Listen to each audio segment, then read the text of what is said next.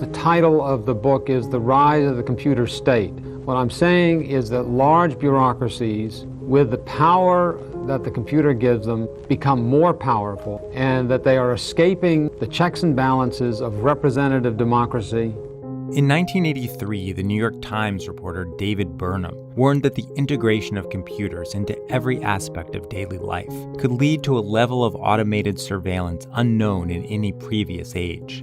For society to change course, Burnham argued, citizens would need to rise up through the democratic process and demand new legal protections to safeguard their privacy. There are ways to deal with it. We have done it. And all I hope is that we're on our toes enough and alert enough to see them and go after them. This is just political jawboning. A few years later, a physicist named Tim May argued that putting faith in representative democracy was naive. He believed that only innovation could save us from the Orwellian state. The interesting things that had happened had been technological changes: the telephone, the copy machine, the VCR, computers. May became a co-founder of the Cypherpunk movement, which came together around the idea that a recent breakthrough in the field of cryptography was the key innovation for combating tyranny, comparable to how the crossbow enabled individuals to go up against medieval armies. It's an epiphany. It's like standing on top of the mountain and seeing that this is out there. Coming up, Reason takes a look at how one community came to see cryptography as a powerful weapon for defeating Big Brother. Here's part 2 in a 4-part series on how the cypherpunk movement anticipated the promise and the peril that lay ahead when the internet upended the world.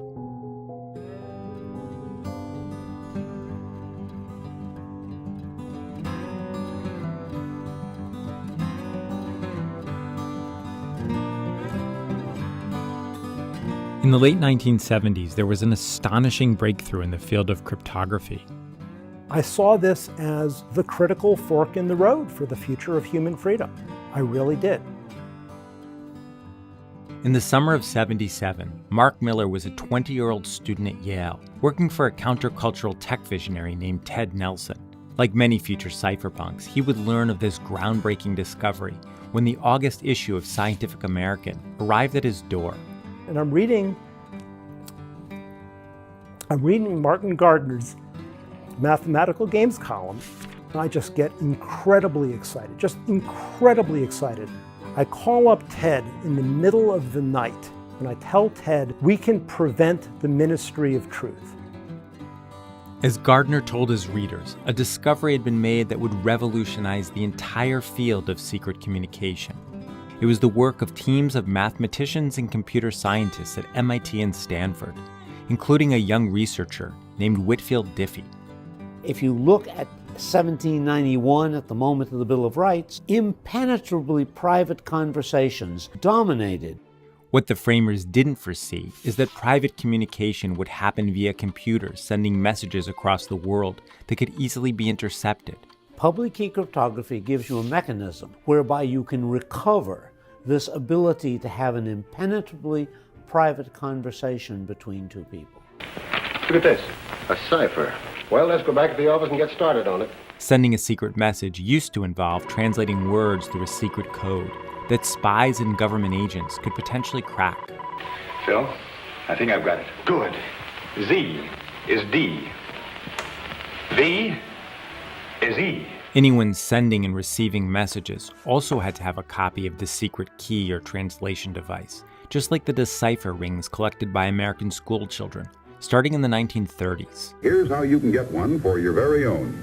First, get a jar of chocolate-flavored Ovaltine. Public key cryptography made decoding devices unnecessary and figuring out the pattern effectively impossible.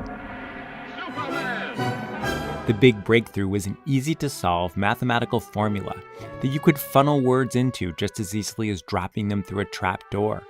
But if you flipped the problem around and tried to pull the message out the other side, in that direction the formula was almost impossible to solve, such that even a supercomputer trying random numbers would need 40 quadrillion years to surface the answer.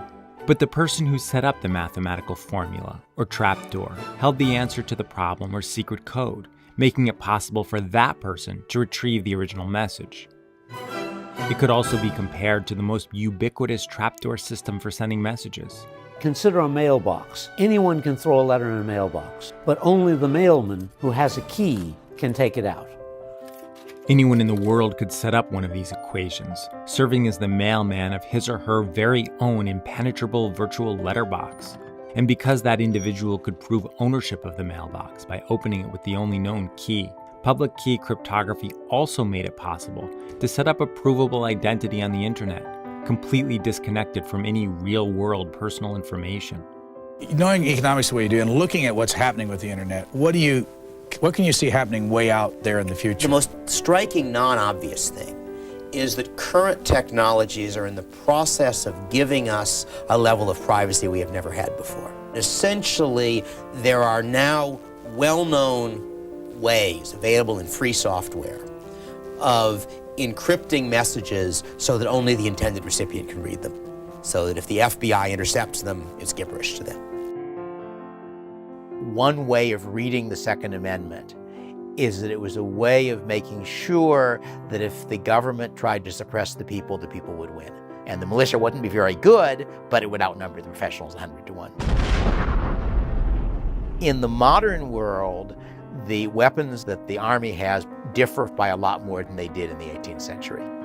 But I also think that if you look at what politics are like nowadays, the real wars between the government and the population are information wars, not physical wars. Encryption means that they can't arrest you, they can't blackmail your key people, they can't do any of the things governments might do to make sure that public information is what they wanted. Meanwhile, the U.S. intelligence community was doing everything in its power to keep this new tool out of the hands of the public. Well, somebody once said to me, if you think New Directions had an impact on the outside world, you should have seen the impact it had at NSA. In part 3 in this series, we'll look at the U.S. government's effort to halt the widespread use of public key cryptography by threatening criminal prosecution, and the legal and public relations battle waged by one founding member of the Cypherpunks for freedom of speech in software.